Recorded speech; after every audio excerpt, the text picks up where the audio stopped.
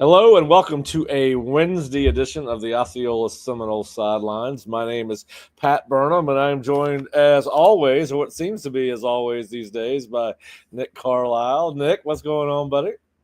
The allergies are kicking my butt today, Pat. I don't know about you, but we got some rain yesterday or last night and yesterday, and for whatever Okay. reasons, it's kicked up a whole bunch of nothing good. So I'm battling the allergies today, but good to be back with you here on a Wednesday. It does seem like always you and I together these days. So definitely not a bad thing, but we've got some recruiting stuff to cover today, and yeah, let's get into it. Yeah, so what we're going to do is I went to the board this morning, kind of did a portal review on the offensive guys Florida State has taken, and that kind of going to dovetail nicely with some of the things that Nick has written about, particularly the updated quarterback board, which looks like we're going to add a name to that board because there's a visit that Florida State's got scheduled for, we think, today or tomorrow with a 2026 quarterback. So we'll talk a little bit about that. We'll go back over the offensive line and won't be able to talk as much about it post spring as I was hoping, because we did not see a ton of in the scrimmage we saw. We did not see many of the guys that FSU is going to count on, including Micah Pettis, and I don't believe Gunnar Hansen took part in that scrimmage, if I remember correctly. So a number of kids we did not see. We did not see Richie Leonard in that scrimmage. So anyway, talk a little bit about that. Talk a little bit about the baseball game. Not much, because just probably that they won, and we did our baseball preview. I thought Bob was going to join us, but apparently he has jury duty. So he is tied up doing his civic function for the city, I guess the city of Tallahassee. So anyway, all right, so let's dive into it, Nick. All right, so let's start with the addition of Jalen King, the quarterback from East Tennessee State. And as I wrote this morning, the more I think about this take, the more I like it, both short-term and long-term, and just kind of reiterating some of what I've said already about this, but just with further contemplation. Listen, automatically he becomes the second most experienced quarterback on FSU's roster the minute he steps on campus. Has thrown for almost 3,000 yards and run for almost 1,000 in 2 seasons as a starter at East Tennessee and Gardner-Webb. Listen, my short-term view is Castellanos is expected to be the starter. So King is coming in and competing for a backup role. Now, I do think, given the importance of this season to Mike Norvell and the staff, I believe that if King comes in and he proves himself to be the most qualified backup to Castellanos, that's what he'll be. And I believe that's the way it needs to be. Now, long term, if you want to be really positive, and if you're a Florida State fan, you got to hope that Thomas Castellanos, only number one, stays healthy. Number two, is not the turnover machine he has been. And number three, Brock Glenn proves himself to be the best backup, or maybe even continues to battle for the job as the season goes along. So what does that allow you to do? That allows you to do a couple of things, I think. If the long-term vision comes out and Castellanos and Glenn are the guys for 2026, you automatically get to redshirt King and Sperry, which we'd already talked about the fact that Mike and the kid would like for him to redshirt, but he's going to be allowed to compete. I also think, and this is going to where so I want to get your thoughts on that, but also I want to get your thoughts on this. I think it also allows FSU to be more patient finding a quarterback for 2026, because if you redshirt King, when you come back in 2026, you're going to have another Brock's going to have another 2 more years, I believe. So would King, and Sperry would have 4 years. So I don't think there's a rush to go find a quarterback at this time. And listen, we'll talk a little bit about that, but I do think it allows them, bringing King in, allows him to be a little patient with the 2026 recruiting class. And I think from a quarterback perspective, and allows him, not to feel the pressure of having to have a commitment before the season starts, because I do think, and particularly as it pertains to the quarterback situation in recruiting, what Florida State does on the field is going to matter, and it could bring somebody else back around. Maybe a Bowie Bentley, who's out of the picture at Georgia. And if Jaden O'Neal stays at Oklahoma, Bowie's out there, Bentley's out there. Does he come back to funnel back to Florida State? But just your short-term and long-term views on bringing in Jalen King and how that affects everything. Yeah, short term, I think the main thing that you kind of pointed out in your board post is that he brings in experience to this room, which call it what it is. Brock Glenn's experience last year, probably not the most beneficial considering the offensive line that he was playing against and just the way that offense ran last year. But you're bringing in immediate experience, and I think the more and more I think about it, I think it has a lot to do with the fact that I think Norvell and Malzahn were surprised with what they saw from Kevin Sperry this spring, and I think a lot of this has to do with the fact that they want to be able to make sure that he can comfortably redshirt and build a little bit more of a spot in the offense, be able to get a little bit more playing time. Because obviously, I don't think the plan at all last year was to have Luke Kromenhoek play in his true freshman year, for example. So I think this allows Florida State to be able to be a little bit more comfortable with their long-term future of their quarterback room, while also being able to bring in some college experience. Which, when you think about who they lost in the portal this spring with Trevor Jackson, you didn't have any experience there that you were losing, and it's always good to bring in more experience with somebody that also may fit the mold of what this offense looks like. He's big, he's tall, he's experienced, he's got a decent enough athleticism. Obviously, he had at least something like 800 yards on the ground rushing in the past few seasons, something around that range. So I think. If you're a casual fan, you see somebody coming in from Eastern Tennessee State, and your immediate thought is, well, can he play? I obviously that's yet to be seen, but I think you can comfortably bring him in, allow him to compete for starting jobs in the future. He has that red shirt available if you need to, but I think this also secures and makes them feel a little bit better about making sure that Kevin Sperry doesn't see the field as true freshman season. If something like Castellanos were to get hurt, and then Brock or whoever gets hurt, that situation gets scary a little bit quickly if that were to happen. Yeah, and as Mike said, they've used 3 quarterbacks each of the last two seasons, so there's a reason for it. Now, listen, you did your quarterback recruiting board post yesterday, and then updated it with some information on Travis Burgess. My one takeaway from that is very thin board at quarterback. Yeah. You've got Jaden O'Neal, who's currently committed to Oklahoma, and I read some things yesterday, Nick, that everybody thinks that Florida State is the program that's pushing Oklahoma for that, and I'm not sure how much of eight O'Neal's excitement about Florida State or interest in Florida State has to do with the fact that it seems that Oklahoma is certainly still pursuing Bowie Bentley. So that would, and I don't think either one of us expect most major colleges to sign 2 high-profile quarterbacks in the same class. So what do we need to know about Jaden O'Neal? And then we'll dive into Travis Burgess.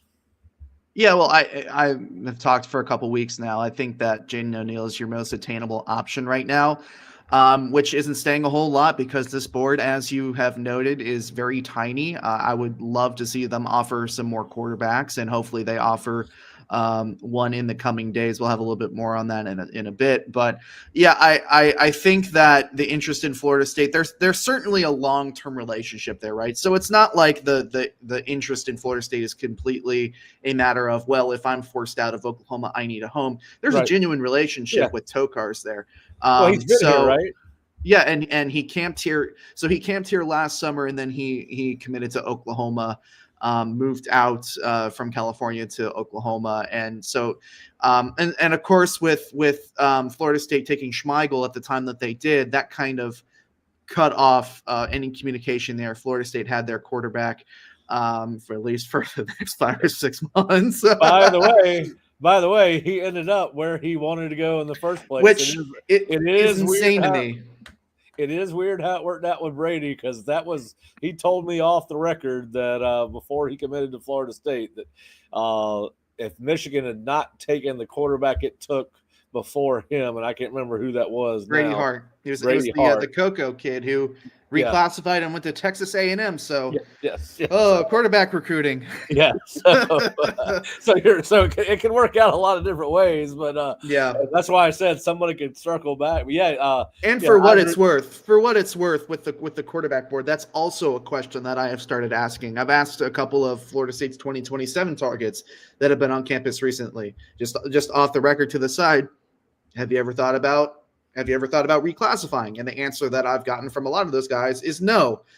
So if it were to ever get that bad, and not to say that I thought that they were going to go in that direction, but as we've talked about a couple of times, this board is pretty tiny. And if I'm Florida State, I don't necessarily feel content in the fact that my most two attainable options are a kid that A, has not been on campus this entire spring, or if at all, and B, a quarterback that's committed to another program right now, and you're kind of relying on some QB dominoes to fall your way.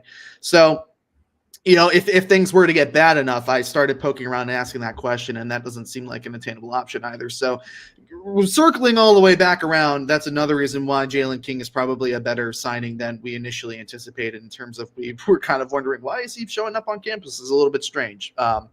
But continue with your point. Yeah, well, I think the reason they silently showed up on campus is they were worried about what impact it would have on the current room. Well, that's room, true, too. Not the existing room. But, so listen, I think, as you and I have talked about this before, one of the reasons I am not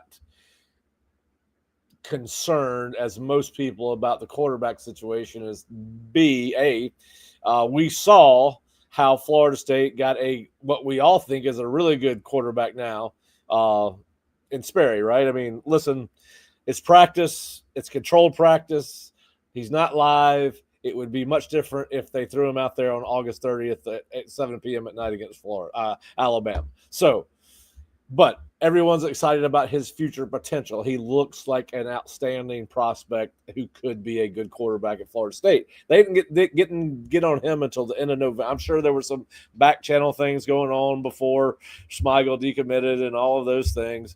Before Luke left and all of those things. Listen, so I'm not worried about it. Yeah, the other reason is because I think what Florida State does do on the football field is going to have a tremendous impact, particularly at quarterback, as it pertains to recruiting. If they could go win 8 ball games, I think it puts them in play with a lot of these kids again. I think a lot of your Duckworth, some of your bigger name prospects, I think they're wanting to see what happens with Florida State this season. I think that maybe to a lesser extent O'Neal, but I think everyone, particularly at that position, wants to know, hey, going into 2026, what kind of footing is Mike Norvell, what is the coach I'm going to play for, what kind of footing is he on, right? So is he going 6-6 and got to win huge in 2026? Is he 8-4, got a little of the pressure off, or is he 5-7 and no one knows what's going to happen? So I think that may be a part of it. But listen, I know you got Duckworth second. I don't think either one of us at the end of the day expect Duckworth to end up at Florida State, short of something phenomenal happening record-wise in 2025. Yeah, I think he's probably – the way that I did it is the listing in an order of attainability and likelihood. Yeah. And a part of it is the fact that the board is very thin. But I don't foresee anything less than, I would say, maybe an 8 or 9 win season. I mean, even then, I feel like this kid is SEC bound, but you never know. It's important to note that the first QB domino fell earlier this week. Jared Curtis went back to Georgia, so hopefully we'll start seeing some of these things start to play out. We get a better idea of who's going where, who's serious about who, and maybe some of these answers we're going to start getting we're going to start getting answers to some of our questions. Yeah, well, I think that'll certainly happen sooner rather than later, because it does seem like, particularly with quarterbacks, whether it's NFL free agent quarterbacks or high school top-end recruits, once one goes, everyone else seems to follow. So we'll see what happens there. But we do know that one of the quarterbacks you had on your board is going to get a visit from Tony Tokars this spring. And tell us what we need to know about Travis Burgess from Grayson High School. Yeah, I in called my Georgia. shot a little bit on that, didn't I? I You figured did. that Florida State was going to circle back around on this kid. I felt like it was, even though I still feel like Florida State missed their window with him by not offering him when he was here during the spring. Tony probably wanted to watch him throw. I exchanged a couple of text messages with Burgess today. Florida State is supposed to come by. He thinks tomorrow, so at the earliest tomorrow or in the next few days, depending on which one. Now, should that result in an offer that adds what I think is a pretty important piece to the quarterback board? Auburn and North Carolina are the top schools for him right now, but I think if Florida State were to offer him, I think there's a good chance that he would probably schedule an OV, and Florida State at least gets in the ballpark or in the ball game with another target. And it's always good to expand that board. So I don't know if it's. I assume it's going to be Tokar's going to watch him throw tomorrow, but the kid just said FSU is coming by tomorrow to watch him throw. So Yeah, that's I would assume it's something to watch. Tokars or Gus. I don't know how much they're putting Gus on the road in the spring, but Yeah, I I would don't know think either, but yeah, I think it'd be one or one of those two guys, if not both. So, because we did see Gus go on some visits in January, that's for sure. Yeah, listen, I don't think it's. I mean, I know if you look at the rivals' profile on Burgess, I don't know if it's a fan future cast or a publisher future cast, but a lot of people think he's in good with Auburn, and Auburn leads there. Now, Auburn does not have a quarterback committed to it yet. You mentioned North Carolina. I also knew Wisconsin and Duke are also involved. So I do think Florida State's got time to get in there because I do think he's going to want to see what happens on the field, just like everybody else. But yeah, listen, after last year and Sperry, I'm not sure what I'm going to consider late to the party now. And listen, I yeah, will no say kidding. this: I do want to see them offer some quarterbacks, Nick, but I want them to only, listen. You're at a point with 2026 where you don't want to offer a guy you're not going to take a commitment from, right? Listen, it's you're coming down to the last 6 months of this recruiting cycle. I would hope that if there's a quarterback that they offer, that they would be willing to take a commitment from. So I don't think you'll see them run off a 10, 2026 offers in May. I don't think that. I think No. you'll get 2, 3, maybe 4. And listen, I've said this for a long time. I still think that you can find a late, and people are going to argue with me about quarterbacks because they're going to say, well, quarterback would have shown himself by now. But I do think that you can also, just like we put so much pressure on kids to be recruitable, but well before their senior season, maybe you find a diamond in the rough. Who the hell knows? But yeah, so I do think that having King takes some of the pressure off having to worry about. Listen, if you don't get the guy you like, don't worry about it, because what are the chances that in 3 years or 4 years, Kevin Sperry and whoever signs this year are still on this roster? Probably very little. Yeah, I'm actually curious. There's got to be a study done in terms of like how frequently does a quarterback that stay with the program that they signed with through all like 2 or 3 years. Well, and then I start thinking about this, Nick, and here's the other reason don't worry about it. So look at some of the playoff teams last year that had first-year transfer quarterbacks at the helm. National champion Ohio State had Will Howard. Oregon had Dylan Gabriel, the kid from UCF that had been at Oklahoma. Yeah, Dylan Gabriel. I believe that Miami didn't make the playoffs, but they had a heck of a season with a transfer quarterback. So I think listen, I think we're all feel more comfortable when it's a high school kid just because it's the way we're used to seeing it happen. Clearly, Florida State is going to be a program under Mike Norvell that is going to use the portal at quarterback. We've seen it each of the last 2 seasons. Now, Jordan Travis was not in the portal. The portal didn't exist. He just transferred, right, during the old rules. And they did develop him. I guess you could. I give Mike and Kenny and Tony credit for developing Jordan.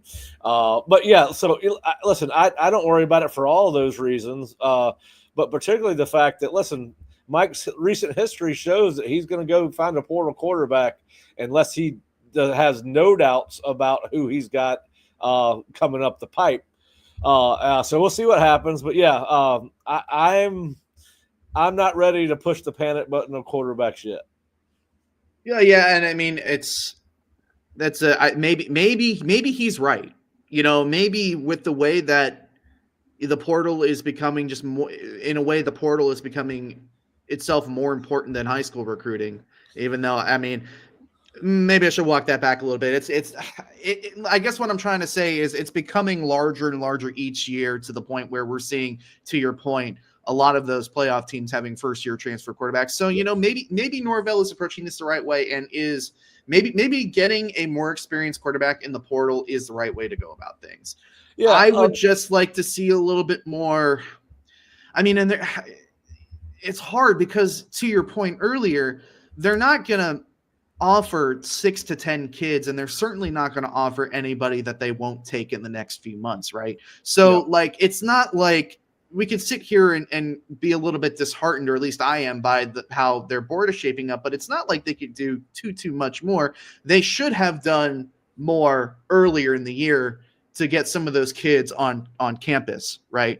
Instead of just throwing out the offer to Keyshawn Henderson, Duckworth, and Bentley. I felt like that was the time, and I was even expecting them at the time to offer more guys so they can widen their pool a little bit, and they just didn't. So it's easy to get disheartened, but on the other end, I think, to be realistic, it's like they're not going to go out and just magically pull somebody out of the hat at this point. So we'll see. We'll see. There's a long way to go. Way to go. And there's one. The portal gives you another way to skin that cat. So listen, and I think I think it's just something we're all going to have to get used to. And this is going to be Mike's 6th year, and it'll be his 3rd year with a quarterback that is transferred into the program, right? I mean, if you want to count Jordan, I don't count him as what we can modern day portal player, but he did transfer in. But he transferred in after his true freshman year at Louisville, so a redshirt year at Louisville. So I look at that one just a little bit differently because most of his coaching came under, except for one season, came from Florida State. All right, so we'll cover these next guys on offense pretty quickly because we've talked about them pretty extensively. But let's look at running back Gavin Sawchuk. Listen, this room is going to be a little bit crowded in 2025. The running back from Oklahoma is here. Listen, he's run for 977 yards in 3 seasons on 176 carries. That was 23 games. He's been hurt. One of those seasons he was beat up pretty bad and did not play extensively. Listen, I think clearly Norvell and the staff saw that they needed a proven player in this room. I think that shows that's a telltale sign that and I think they flirted with a running back in the winter portal. So they didn't get him. I think he ended up on the West Coast. I remember the kid. I can't remember where he played, but it was a Utah State kid, Russell Faison, who went to South Carolina. That's right. That's right. So this is something they've been looking at. Listen, I think it gives you a guy that comes in here that they expect to start right away, or at least split time. I think he's you don't bring him in unless he's a 2-deep guy in your mind. They've seen the film on him. They know what he can do. So listen, he's eligible for 2 years if my math is correct, because I think he only played in 2 games a year. He played against Florida State in the Cheez-It Bowl. I think that his short-term view is he comes in here and plays right away, starts right away. Long-term view is he proves himself to be your number 1 running back and starts for 2 years. My question to you, because we talked a little bit about this. All right, so you've now officially got another running back in this room. He's got multiple years of eligibility. You've already got Amari Thomas committed to the 2026 class. To me, one of the impacts of this will be, I don't know if Florida State's going to need to go into the high school ranks for another 2026 running back. I would think that you'd probably play the slow game now. And if you feel like you need a back because this guy comes in and establishes themselves, and you might have some attrition after this season if Sawchuk proves himself to be the guy, right? Because it's still going to be a crowded room. I just wonder what what are your thoughts on how it impact Mike's recruiting of the high school running backs? Because to me, given the day and age of college football, I think what I would do if I can hold Amari, and I know I've got Sawchuk for 2 years, Cam Davis, Sam Singletary, and who am I? Also, named Cromall. I might wait and see what pops up in the portal after this season if I'm going to go after a second running back for this class. What are your thoughts on that? I think it's a good question. I would not be surprised if Florida State still continues to go after a second running back in the high school class.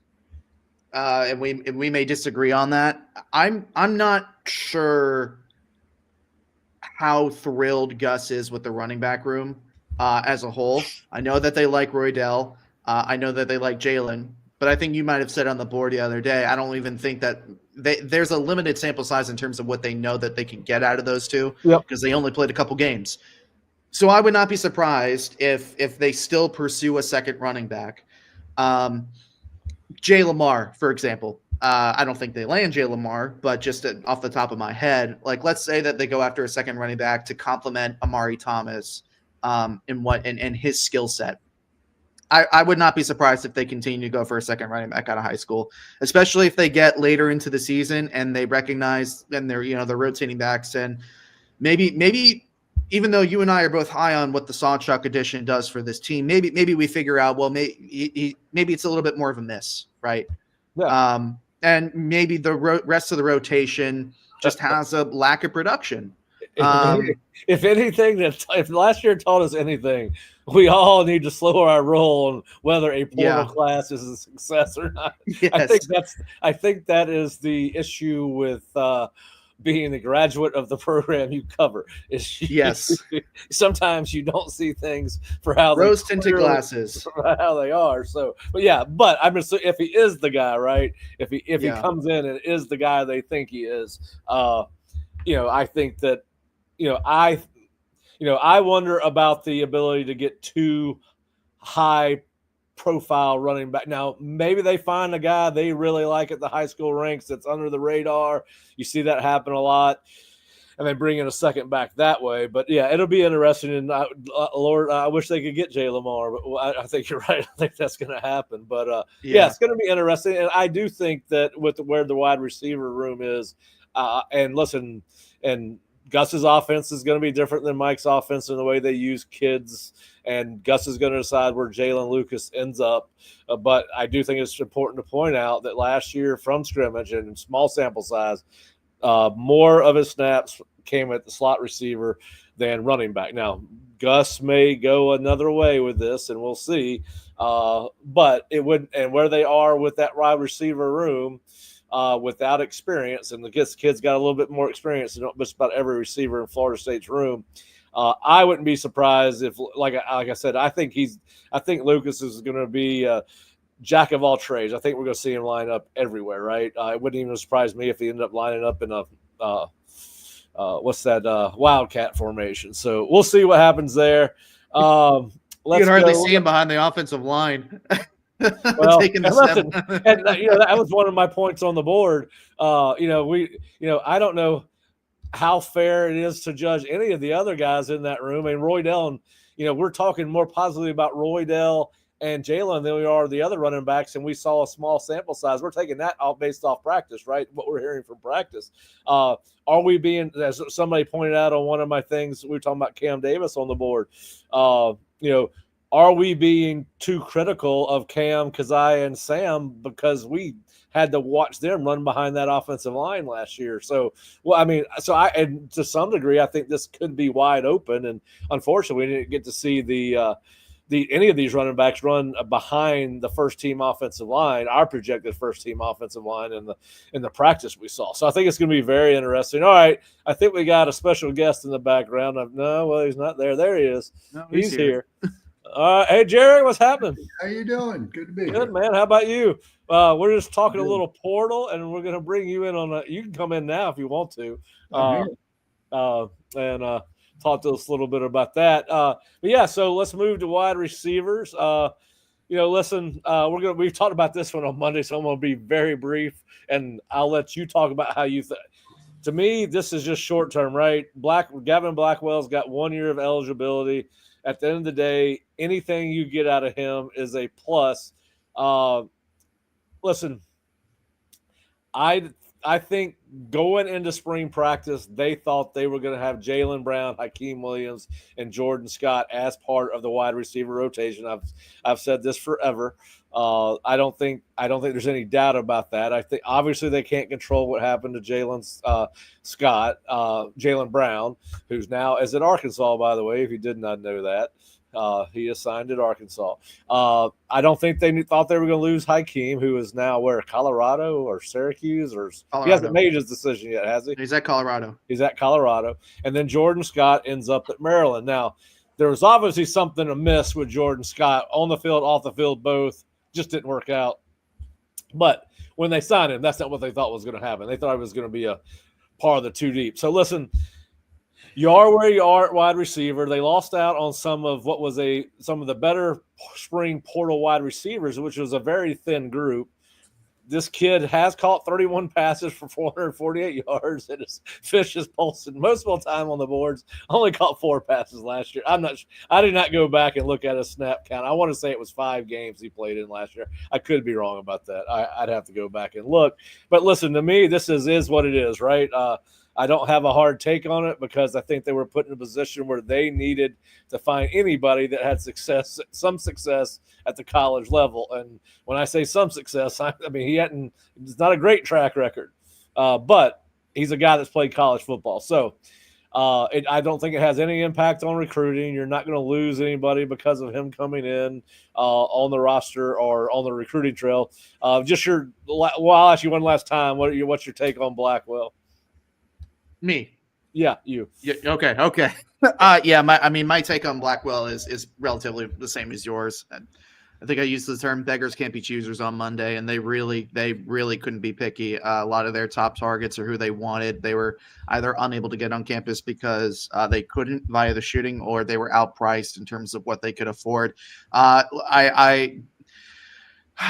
wish I could be more positive about the take, but with the amount of production that he has, it's really hard to see it other than just kind of a warm body in a room that unexpectedly lost a lot of people this spring. So, I that certainly doesn't mean I'm not rooting for the kid. I hope he does well. I hope he's productive here. But if we're judging by what he has done in the past, it's very hard to kind of just suddenly turn that light on in your final year of eligibility. And, even though the grass can be greener and sometimes you need a change of scenery, history would not dictate it that way. So obviously rooting for Blackwell, hope he's productive, but it's hard to see him as a super productive addition to the room. Oh yeah, I think anything you get out of him, you're happy with.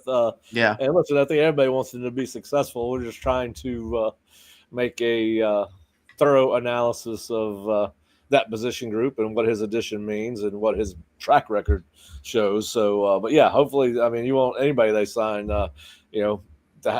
to be successful, but it doesn't always work out that way. And all we can evaluate is what we know about the kid. So, Jerry, you got any thoughts on Gavin Blackwell's addition?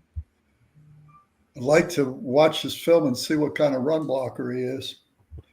They're going to need depth, and if they're going to run the ball as much as we think they are, they probably want a veteran downfield blocker. Yeah, well. What do you think about Sawchuk, Jerry? I know that you were kind of in that thread a bunch. Sorry to take the spotlight from you, but I'm actually curious to know your thoughts now that you've gotten a little bit more information on him. My first post on there was, when I read Mike Norvell said that he was, I'm paraphrasing, but I think he called him an outstanding pass blocker, and that stood out to me. Because what I saw from our running backs last year was they were not good run blockers. They were not adequate run blockers. And they were lookout blockers. They were lookout blockers, yeah. And so, Pat knows as a former offensive lineman, sometimes sacks are on the OL, sometimes they're on the running back, and a lot of times they're on the quarterback. You know, Yep. so if that kid is an outstanding pass blocker, he's going to play early. Well, And he's going to play early. I mean, yeah. I mean, I don't think they're bringing him in here to try to get into the two deep. I think he's coming in here. He's going to be co-starter. yeah, well, that's and maybe that's why. Maybe that's why they went after him as hard as they did. He, like the wide receiver, didn't get a lot of playing time last year because of injury. I think the wide receiver had most of his catches were in 2 years ago, and then he was out a lot like Hakeem was out for 7 weeks this year with the hamstring. So we'll see how those guys do when they get here. Yeah, I mean, I think when you're making an evaluation, I mean, I think that they put out superlatives about all these guys and talk about them with these glorious adjectives and every year. I think this kid's got a track record. He's got film. They know whether he can block or not. He's had a chance to prove that. They know whether he can run or not. This is a little bit. These portal takes should be a little bit more certain, particularly on a kid like this. Oh, 100%. I hope Mike is right in all of that, but this goes back to what he's. If you go back and read what he said about Jordan Scott, that's why I say there was no doubt they were thinking he was going to be a factor because of the way they talk. I just think we need to take. They're all that's a PR media thing. There's plenty of stuff out there to know. Gavin Sawchuk's got a track record. So anyway, yeah, I think it's gonna. I hope he can block. Well, they got the need for it, and so because I didn't see it from the other guys, but I give Cam a lot of space because he was 4-year starter as basically a wildcat quarterback. Yeah, so he never pass blocked in his life, and so yeah, that could be a big improvement. Yeah, if they're going to run the ball 40 times a game, Sawchuk's going to. You're gonna have two backs probably play majority of the game, and I know somebody pointed on the board that they don't think Florida State will rotate as much with Gus at running back, which I think will be interesting. He's more of a hot hand guy. I'm going to go with one or two. Now I don't know if that's true or not. I'd have to go back and look at UCF snap counts at running back last year to see how they were distributed, but. This particular poster mentioned that R.J. Harvey got the vast majority of reps and carries at Central Florida. So it'll be interesting to see what happens there. Yeah. We probably need to go back and study that before the season. It'll be good summertime scouting stuff to do, research. All right, let's move to the offensive line because I really like they did here for a couple of reasons. I do think signing Vanderbilt offensive tackle Josh Raymond, and we can say that Jalen Matthews transferred from Rutgers, but he was only there for 15 spring practices. He did not enroll until January. So he's a late signee. Yeah, I look at him as a high school kid, and I don't know if he did anything at Rutgers over those 15 practices. But listen, Florida State lost T.J. Ferguson and Jalen Early. And I think out of those two, Jalen was the bigger loss. TJ, for whatever reason, just didn't work out here. He had a bad season, as did the whole offensive line. And but instead of going out and replacing veterans with veterans, FSU would have had 8 offensive linemen to replace had Ferguson stayed. Now they have 7. And I think adding Raymond and Matthews make a lot of sense because they're both long-term guys. Raymond could make a fight for the 2 deep this fall. We'll see. And Matthews is a down-the-line guy. I think he's a project guy. He's a huge kid, 6'7", 340, a lot of athleticism, but he's not a guy that's expected to compete in the fall for any playing time. I think they would like to bring him in here, probably redshirt him. So I think this is all about the long-term view. The short-term view for me on this, guys, is recruiting, right? Because now I have them penciled in to sign at least to replace every offensive lineman that leaves. So you had 7 as a roster set post spring. Then the portal opens, you've added 2. So right now you've got 5. You could sign 5 more offensive linemen, combination high school portal. And the advantage to having Raymond and these guys in the program already instead of waiting to hold out for a high school guy is this will be Raymond's second year of college ball. He's not expected to come in and have to play right away. He could add depth. And then certainly Matthews, you get him a year ahead because he's going to be in the program as a redshirt. He'll be redshirted next year, would be my prediction. And you get him in here, and he's got a year of football under his belt going into 2026 as opposed to a high school guy that obviously will just be stepping on campus. And listen, I do think that this will continue to be a trend in college football because you don't know how linemen are going to develop from high school to college. It's harder to – defensive line is harder than offensive line when figuring out transition from high school to college, but offensive line is close second. So I really like these takes long term. Listen, Herb Hand has a relationship with Raymond. I do find it curious that they did not offer him at UCF that we're aware of, but clearly he had seen the kid. I'm sure the kid camped at UCF. I know in his profile he camped at USF. I would assume since he's from Orlando area, he probably did camp at UCF. So I really like that take. Listen, does it stand out? Nick, you and I have talked about this. Does it stand out to me that the kid only lasted at Rutgers a semester? Yes. And listen, I did some background, and not everything I heard was great. Not everything I heard was bad. And as I put on the board the other day and today again, listen, Herb Hand's got a long track record. I've known of Herb. I've met Herb back at a high school football game in the early 2000s.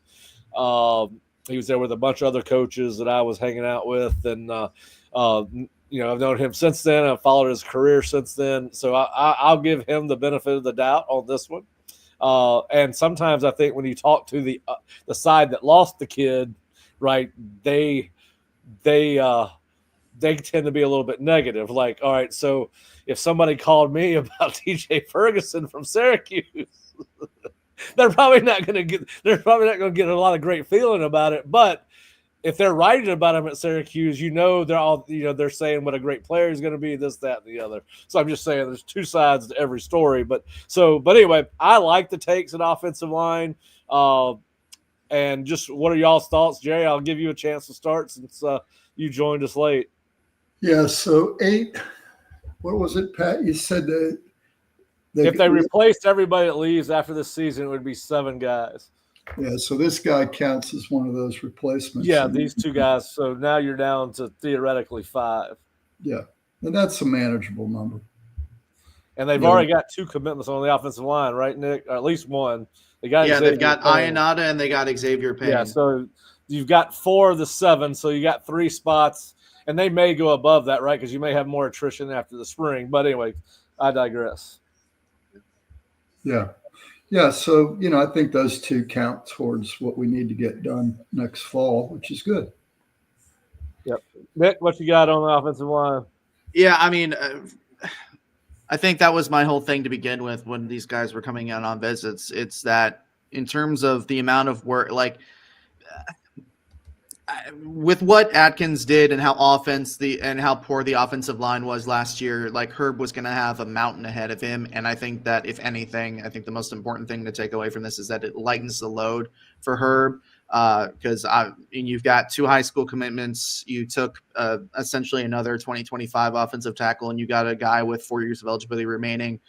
You got a lot of youth in that room to continue to flip it if Herb needs to. Now he doesn't have to work his tail as hard on the high school side of things to be able to go out and 5 or 6 offensive linemen, and they're flying off the board. I mean, Graham Houston committed to Georgia the other week.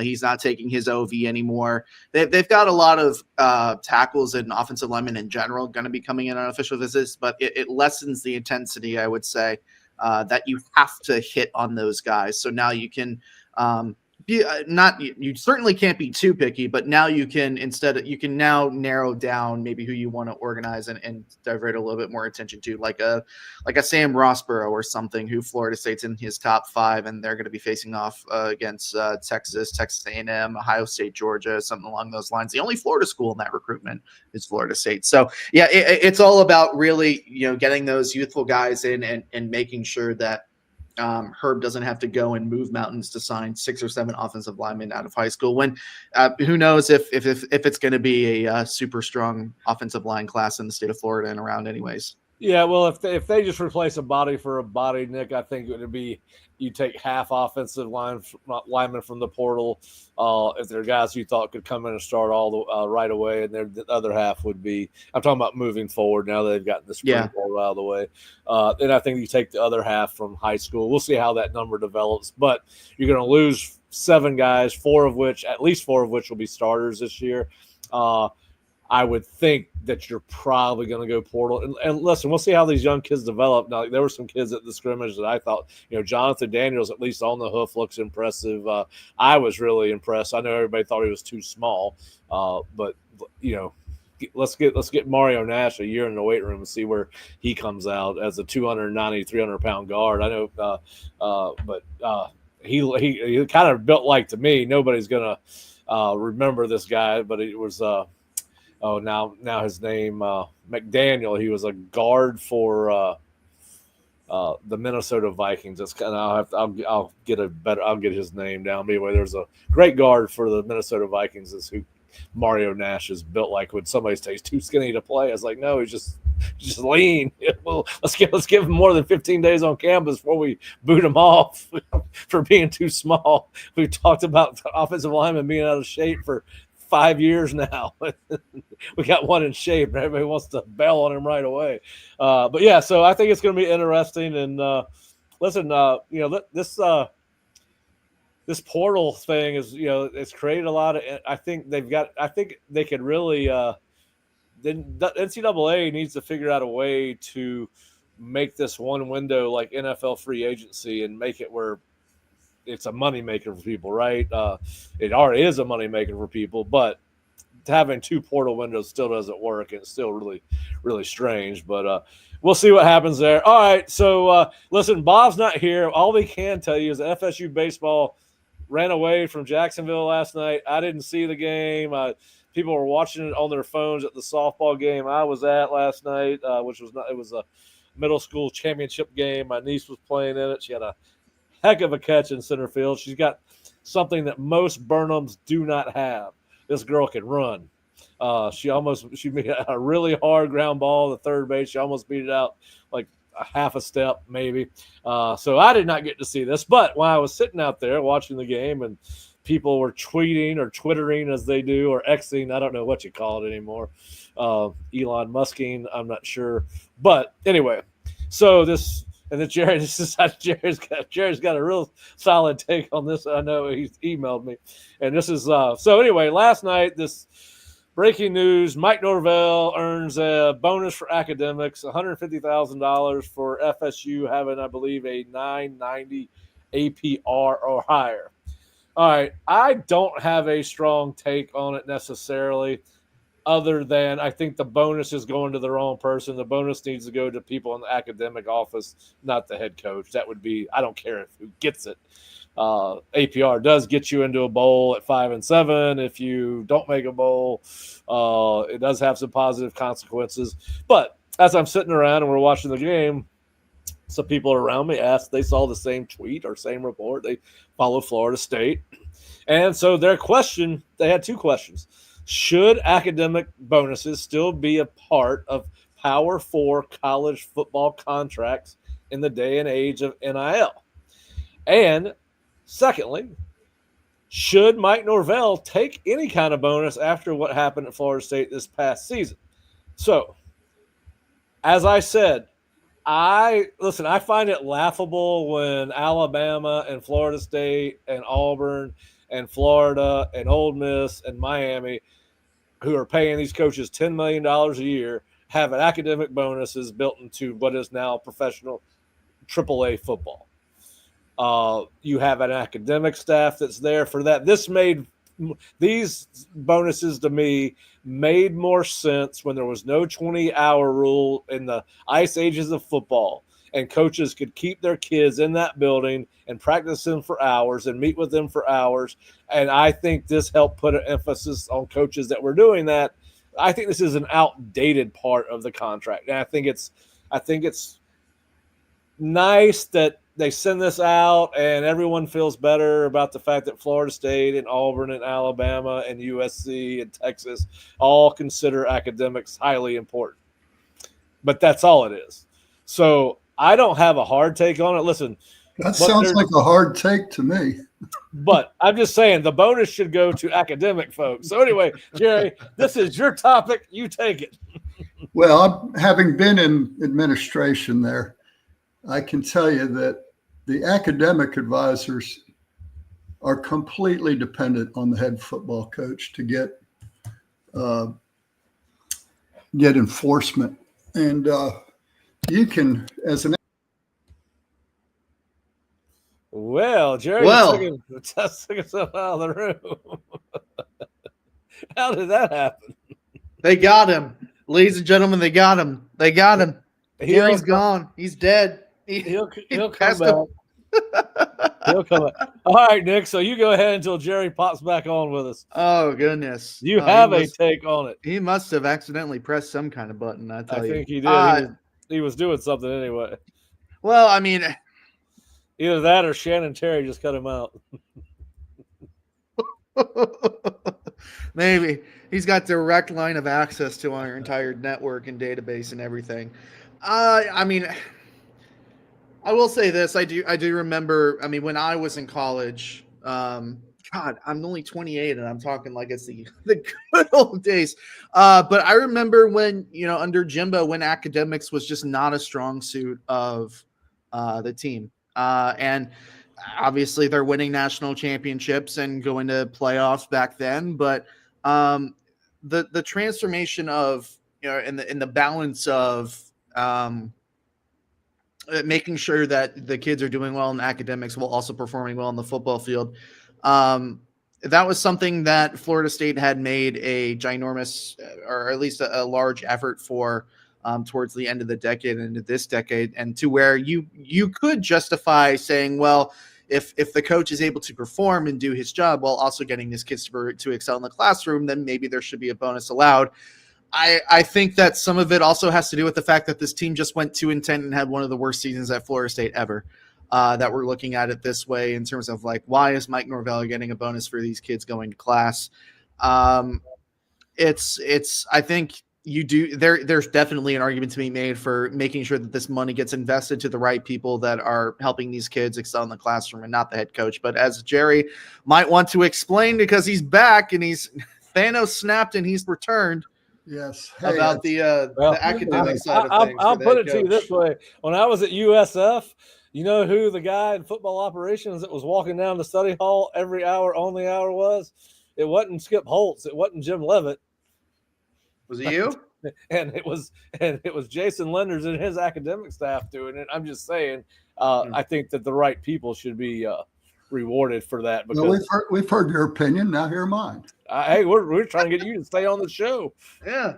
Stop disappearing. No. So here's the thing. Like Bill Schultz was academic advisor here, and I've had numerous, colleagues when I worked down there that were the academic advisor. And when Bobby Bowden was the academic advisor, if a kid missed class, there was a report on Bobby's desk every morning of who missed class, and a copy of it went to Chuck. And if a kid missed class, they had him running stadiums the next morning. And if he missed more than 3 classes, he lost playing time come the fall. And an academic advisor cannot do that. The guy running the academic program cannot make the kid go to class. He can get him in the right classes. He can even go wake him up in the morning, but if the kid refuses, leaves the class in the middle of the class, the academic department can't do anything to punish him. And the only thing those kids respond to is stadiums and playing time. And so with Bowden, it was a rule. It was good. After Bowden left under the Jimbo era, Jimbo didn't want to be responsible for that. And if you remember the way our academic issues went here at Florida State, we were not eligible for a bowl his final year because of academics. And so my friends who have run academics say they cannot do their job without the coach being heavily involved. So let me go back to the bonuses. The AD gets a bonus if the academic is the way that the president of the university wants it. It's the president of the university that makes sure the AD gets the bonus. And it's the AD that makes sure that each one of his head coaches get a bonus so that they'll put an emphasis on it. Now, if you're the head coach and you're a good guy, what are you going to do with your bonus? You're going to make sure that your academic people are taken care of.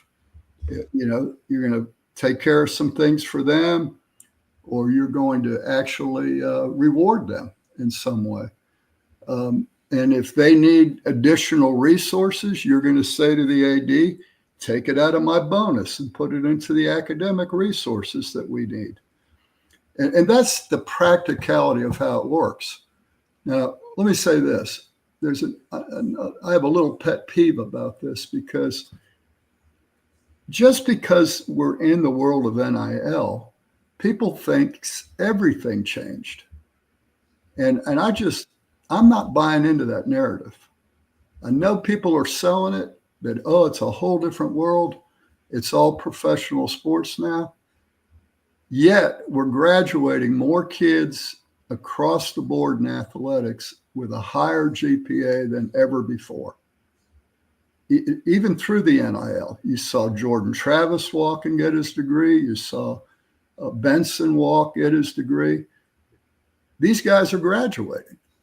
So academics can still be important. And I think it just aggravates me that the narrative has been taken over by the hot take on NIL. Yet the statistics show otherwise. Highest grade point average in Florida State history across the board. Of the 18 varsity sports, all 18 had a 3.0 or better. That's not just a PR statement. Those are statistics that you need to think about. I think when people talk about NIL, I think it's mostly related to football. I don't think that most people. Well, even on a football team, how significant do you think the NIL is for the other 50 guys? There's probably about 30 guys that are getting paid good, but most of your football team, Pat, you've played on them. Those guys, a lot of those guys don't think they're going to the NFL. Nobody I played college football with thought they were going to the NFL.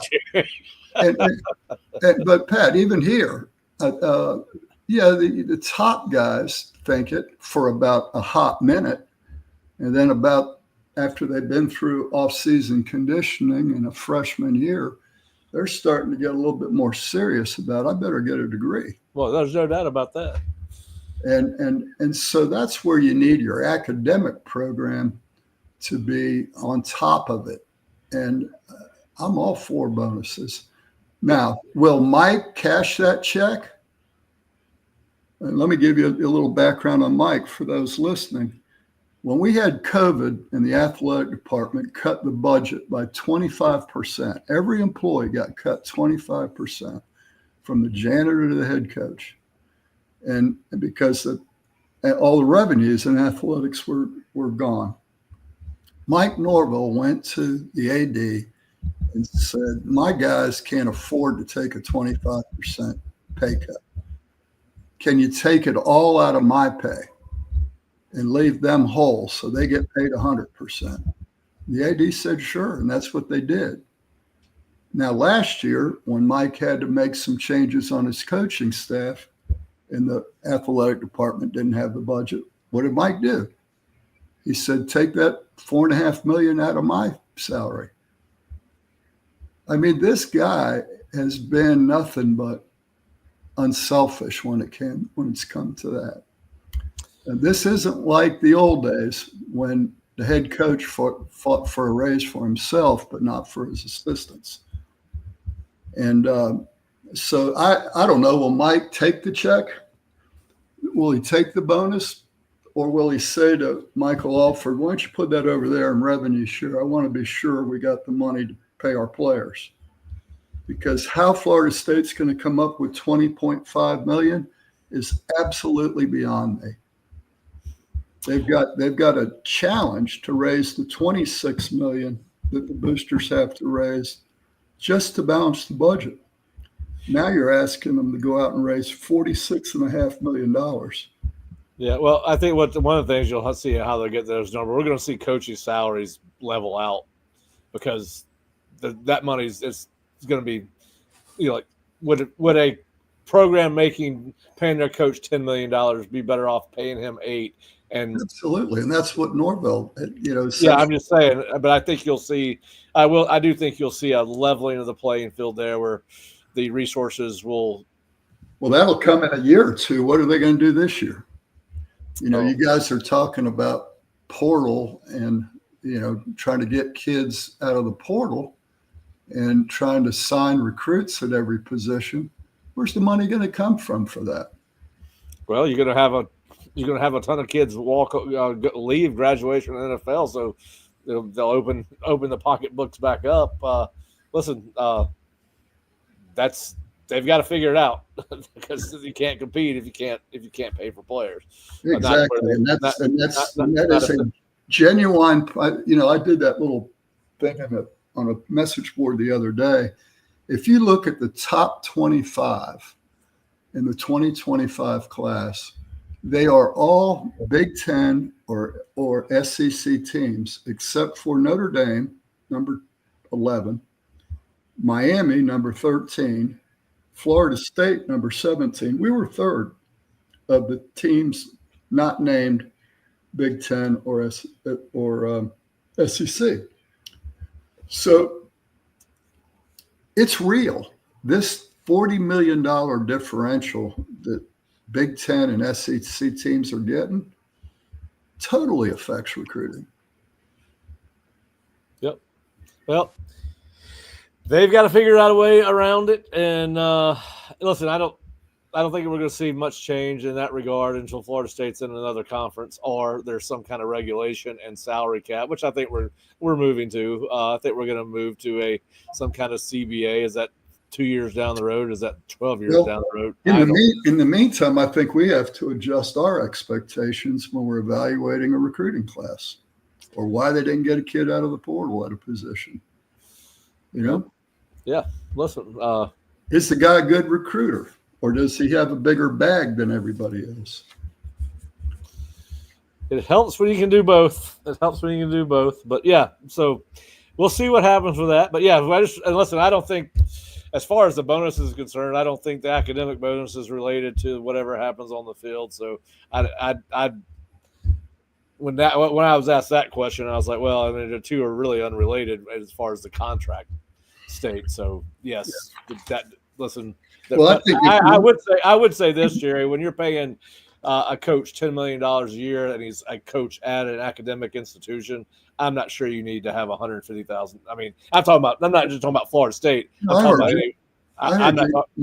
your opinion. You're entitled to it. Yeah.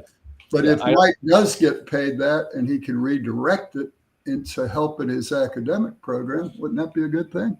Well, yeah, but I'm just talking about college in general. I'm not talking about, this is not specific to Mike. I just think. But it's at every university they're giving those. I mean, that academic bonus was here when Bowden was here. And it made, to me, it made more sense then because they could hoard these guys for hours and days, and there was no 20-hour rule. They could practice for 4 hours and keep them in the meeting room for 4 hours. I think that was one of the reasons, if you go back and why, not to solely focus on football. Now you got a 20-hour rule. You have fully funded academic support departments. You got unlimited tutors. I mean, so again, I think it's the use of the word fully funded and unlimited, I would disagree with. these academic It's certainly challenge. it's night and day what it was in the 80s and 90s. Yeah. I worked in a college football program in the mid 2000s. It was not like it was in 1990. Not very well funded, was it? Well, at USF we had 3 full-time academic coordinators, and you had a bunch of tutors. So yes, it was. For you have 600 student athletes. I mean, it's a challenge. Yeah. So, incentivizing academics, I think, is important for the athletic director to do, and it's at the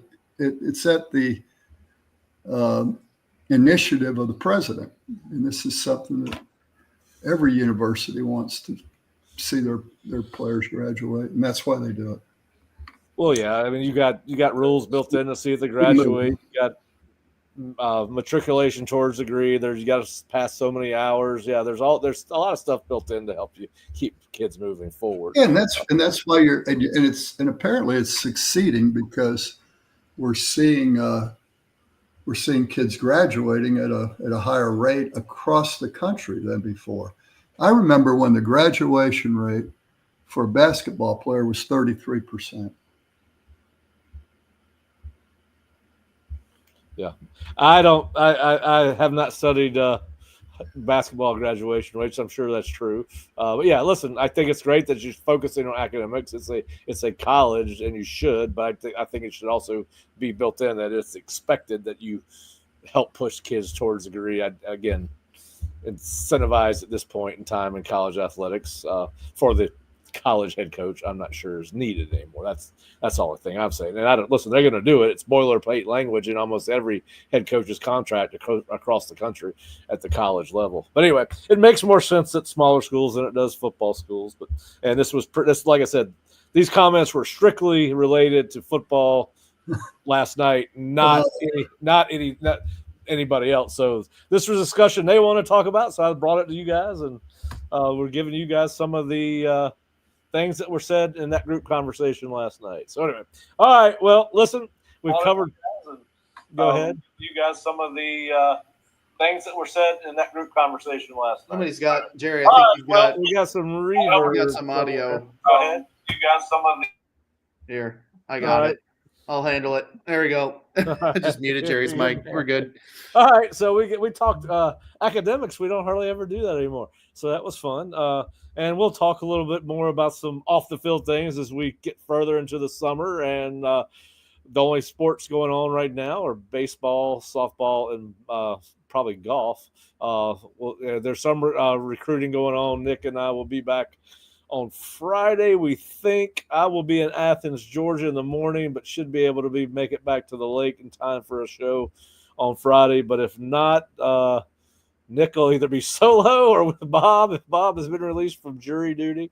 But certainly you can go to theosceola.com or floridastate.rivals.com and check out all the things that Nick and I were talking about earlier today, including Travis Burgess getting a visit from the Florida State coaching staff tomorrow. Nick's got his article on the recruiting board, which we talked about. I've got my review of the offensive portal takes this spring. We'll also obviously have coverage of baseball from last night at theosceola.com. I know that Kurt did an article on the addition of Florida State's 2 transfer offensive linemen, which kind of piggybacks onto my review. And if you're not a subscriber to the Osceola YouTube channel, we ask that you hit the subscribe button and then also hit the notification button so that you get notified when we're going to do these shows live or taped. And right now our schedule is every Monday, Wednesday, and Friday live at 3 p.m. And right now that is our plan for Friday, is to come back on, talk a little football. It'll be probably a fast Friday show because it is a slower time news-wise with the coaches on the road recruiting for football, the baseball team out on the left coast at Cal, and I believe the softball team is getting ready for regionals, right? So it's the ACC tournament, I think. Okay. We'll have some stuff to talk about there, ACC tournament softball action to talk about. But thanks for joining us, Jerry. Nick, I appreciate it, and I will talk to you guys a little bit later.